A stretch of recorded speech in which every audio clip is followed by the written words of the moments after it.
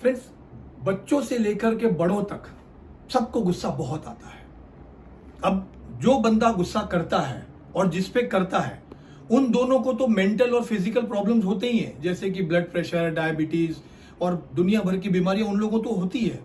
But उन दोनों के अलावा कम से कम 10 लोग और इफेक्ट हो जाते हैं इस गुस्से की वजह से। हाँ फ्रेंड्स, फॉर एग्जाम्पल कोई बॉस अपने एम्प्लॉय को गुस्सा कर रहा है, एम्प्लॉय फ्रस्ट्रेट हो गया। अब एम्प्लॉय अपने घर जाता है, वही गुस्सा अपनी वाइफ पे निकालता है, वाइफ भी फ्रस्ट्रेट हो जाती है, वाइफ वही गुस्सा अपने बच्चों पे निकालती है, बच्चे भी फ्रस्ट्रेट हो जाते हैं और बच्चे अगले दिन स्कूल में जाकर उनसे कमजोर बच्चों के ऊपर गुस्सा निकालते हैं। और वो कमजोर बच्चे अपने घर जाकर अपनी मम्मी पे गुस्सा निकालते हैं, मम्मी पापा पे गुस्सा निकालती है, पापा ऑफिस में प्रोडक्शन ठीक से कर नहीं पाते। ये साइकिल चल रहा है। तो एक ने गुस्सा दूसरे को किया, लेकिन उसका इंपैक्ट जो है वो कम से कम 10-15 लोगों पे पड़ता है। इट इज लाइक आप एक पत्थर का टुकड़ा नदी, शांत नदी में फेंक दो, पत्थर तो सेटल हो जाएगा, लेकिन पत्थर के इर्द गिर्द एक सर्कल सा बन जाता है बहुत दूर तक।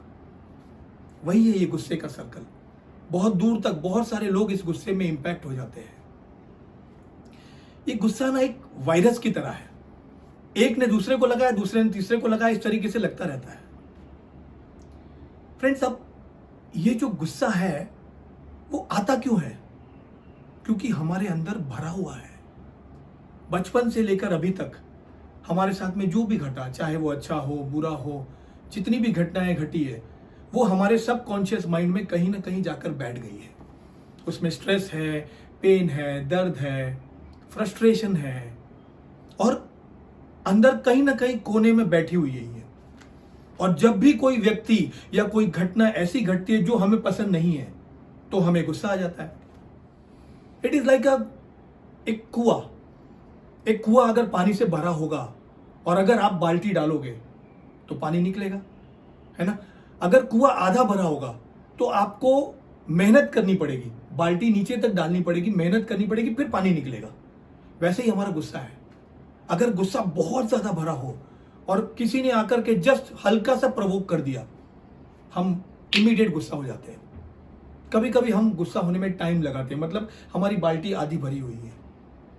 और बुद्ध और महावीर जैसे लोग हैं जिनके कुएं पूरे खाली होते हैं, उन्हें आप कितना भी गुस्सा करो, दिलाओ, उन्हें गुस्सा नहीं आता। फ्रेंड्स, एक बुद्ध की एक कहानी याद आती है।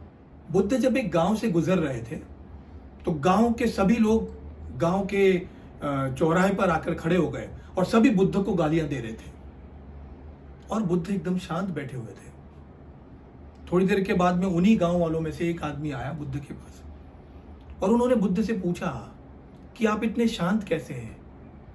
सारे गांव के लोग आपको गालियां दे रहे हैं, आप फिर भी इतने शांत हैं। बुद्ध ने कहा, मेरे पास गुस्सा है ही नहीं। गुस्सा तो मैं तब करूं ना जब मेरे अंदर गुस्सा होगा। अगर आप 5 साल पहले मेरे पास आते तो शायद मैं गुस्सा कर भी देता, उस वक्त मेरे पास था, लेकिन अब मैं गुस्सा नहीं कर सकता हूं। और मुझे दया आती है इन लोगों पर। अगर ये लोग मेरे लिए फल, फ्रूट, स्वीट्स, मिठाइयां लेकर आते और अगर मैं एक्सेप्ट नहीं करता तो ये वही चीजें अपने घर वालों को जाकर देते। आज इनकी गालियां मैं एक्सेप्ट नहीं कर रहा हूं, बुरा लगता है मुझे। तो फ्रेंड्स, अब हम क्या करें जो हमारे अंदर का गुस्सा कम हो, हमारा जो कुआं है उसका पानी कम हो? क्या करें? फ्रेंड्स, कई सारे रास्ते हैं, लेकिन उनमें से एक रास्ता है होपोनोपोनो टेक्निक का। मैंने अपने पिछले वीडियो में होपोनोपोनो टेक्निक के बारे में विस्तार में, डिटेल में कहा है। उस टेक्निक में क्या होता है कि आप अस्तित्व से माफी मांगते हैं। आप उन सभी लोगों से माफी मांगते हैं जिनके साथ में आपने कभी बुरा व्यवहार किया है, और आप उन सभी लोगों को माफ कर देते हैं जिन्होंने आपके साथ में कभी बुरा व्यवहार किया है। तो अगर इस तरीके से आप करते हैं, फॉरगेट एंड फॉरगिव, तो आपका कुआं जो है धीरे धीरे पानी से, मतलब पानी कम हो जाता है उस कुएं में। वैसे साइकेट्रिस्ट और भी रास्ते बताते हैं। साइकेट्रिस्ट ये भी बताते हैं कि आप अपना गुस्सा निकालने के लिए आप चीखो, चिल्लाओ, तकिए को काटो, मारो, ये सब भी तरीके हैं। इट डिपेंड्स आपका गुस्सा कौन से लेवल पर है। अब फ्रेंड्स, फिर भी हमारा गुस्सा नहीं जा रहा, तो हम क्या करें? अब फ्रेंड्स, गुस्सा जो है वो बेहोशी की हालत है। जब हम होश में होते हैं तब हम किसी को गुस्सा नहीं कर सकते। अगर मैं आपसे अभी कहूं कि आप अभी गुस्सा कीजिए, आप गुस्सा कर पाएंगे? नहीं कर पाएंगे। आप जब बेहोशी की हालत में जाते हो तब आपको समझ में नहीं आता कि मैं क्या कहूं, और तब आप अनाप शनाप कुछ भी कह देते हो। वैसे ही शराब पीने पे होता है। जब हम शराब पी लेते हैं, 3 पैक 2 पैक तक तो कुछ नहीं होता, लेकिन जब 5 पैक पी लेते हैं तो हम बेहोशी की हालत में हो जाते हैं और हम अनाप शनाप बोलने लगते हैं। तो उनके लिए सबसे बेस्ट उपाय क्या है कि जब आप बेहोशी की हालत में आ जाओ, उस वक्त कुछ भी ना कहो, उस वक्त आप अपना कोई डिसीजन ना लो। अगर आप गुस्से में हैं तो आप अपना डिसीजन मत लो, अपने डिसीजन को पोस्टपोन करो 2 घंटा, 3 घंटा, 4 घंटा, ताकि आप बेहोशी की हालत से फिर से आप होश वाली हालत में आ जाओ और उसके बाद में आप अपना डिसीजन लें। फ्रेंड्स, फिर भी आपका गुस्सा अगर कम नहीं होता तो गुस्से को चैनलाइज कीजिए रिजोल्यूशन में। फ्रेंड्स, गुस्से का मतलब क्या हुआ? आपके अंदर एनर्जी बढ़ रही है, आपके अंदर ताकत बढ़ रही है। देखिए, जब आपको गुस्सा आता है आपकी ताकत बढ़ जाती है। देखिए, जब कोई विलेन हीरोइन से कहता है कि नाच बसंती नाच, तो वहां पे हीरो जंजीरों से बंधा होता है। हीरो क्या कहता है? नहीं बसंती, इन कुत्तों के सामने मत नाचना। और ये कहकर के हीरो अपनी जंजीरों को तोड़ देता है और विलेन से लड़ाई करता है। अब यहां पर क्या हुआ? हीरो को गुस्सा आया, गुस्से में उसकी एनर्जी बढ़ी, उसकी ताकत बढ़ी। फ्रेंड्स, गुस्से में हमारी एनर्जी, हमारी ताकत बढ़ती है।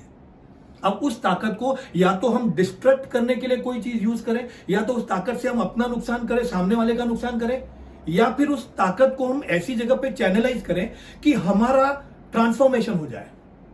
एक बार ऐसा ही गुस्सा गांधी जी को आया था, जब गांधी जी को अफ्रीका की एक ट्रेन में अंग्रेजों ने नीचे उतार दिया और अंग्रेजों ने कहा कि इस ट्रेन में सिर्फ गोरे अलाउड है, blacks are not allowed. Gandhi ji को मन ही मन बहुत गुस्सा आया और गांधी जी ने उस दिन अपने आप से एक वादा किया। गांधी जी ने अपने आप से कहा कि आज ये लोग मुझे इस ट्रेन से नीचे उतार रहे हैं, एक दिन आएगा मैं इन लोगों को अपने देश से नीचे भगाऊंगा। तो फ्रेंड्स, हम अपने गुस्से को ट्रांसफॉर्म करने के लिए यूज कर सकते हैं। हमारे पास चॉइस है, हमारे पास हम अपने गुस्से को हमारी बर्बादी का रास्ता बनाएं या हमारी ट्रांसफॉर्मेशन का रास्ता बनाएं। फ्रेंड्स, अगर आपको मेरा ये पॉइंट ऑफ व्यू सही लगा हो तो मेरे इस चैनल को सब्सक्राइब करें, मेरे इस वीडियो को शेयर और लाइक जरूर कीजिएगा। धन्यवाद। Thank you.